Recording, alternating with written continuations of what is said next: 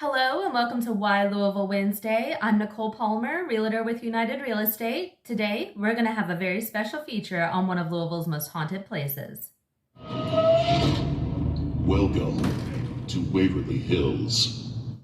Consistently named one of the most haunted places on earth, Waverly Hills Sanatorium didn't always have such a dark past.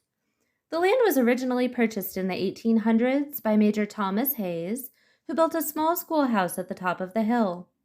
Named Waverly School by Hayes's daughter after her favorite author, the schoolhouse operated from 1883 until about 1906, when plans were proposed for the building of a sanatorium.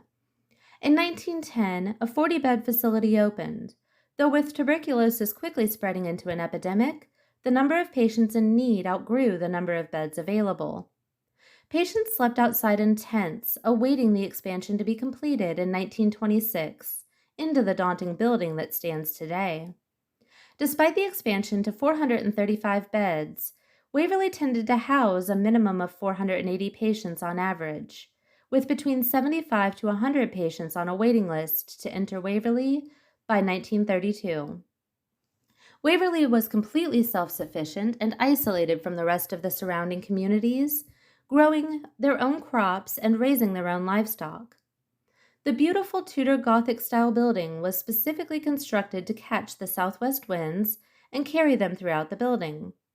Edward Livingston Trudeau, who survived tuberculosis, prescribed rest, fresh air, and good food as the cure.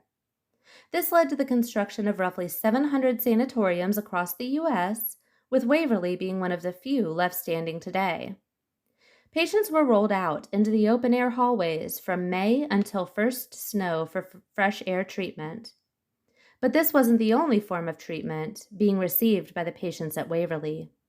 Experimental treatments and electroconvulsive therapy often left patients disfigured or deceased. Something else seemingly dark and sinister was occurring within the walls of Waverly, unbeknownst to the living. The dead were quarantined behind the closed doors of their interior rooms, and in the middle of the night, while patients slept, the dead were carted out through the 525-foot access tunnel nicknamed the Body Chute.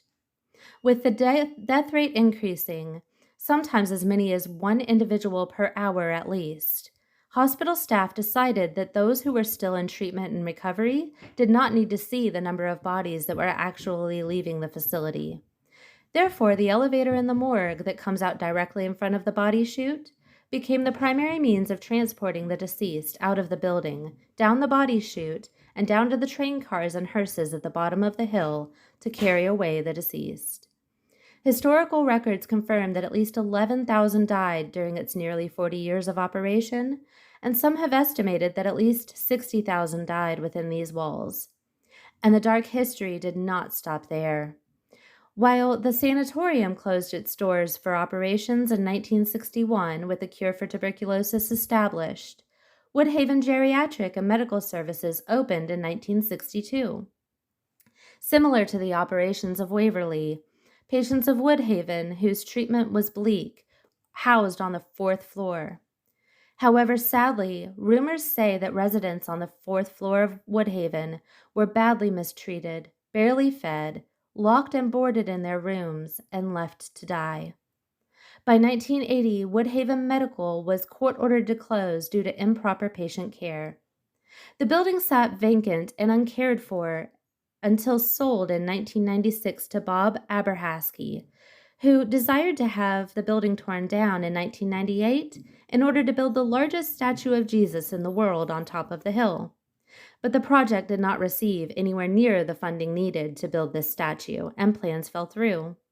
The current owners purchased the building and property in 2001, and the Mattingly family has preserved the history and the hauntings of Waverly to this day. A host of apparitions are still seen regularly around the halls and grounds to this day.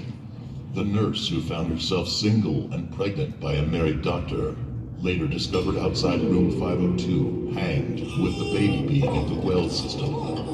The man and his dog found murdered in the elevator shaft.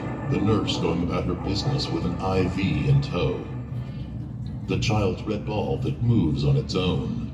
the maintenance man whose keys still jingle, the man with no eyes. All of these unfortunate events have laid the groundwork for the place to become known as the most haunted place on Earth.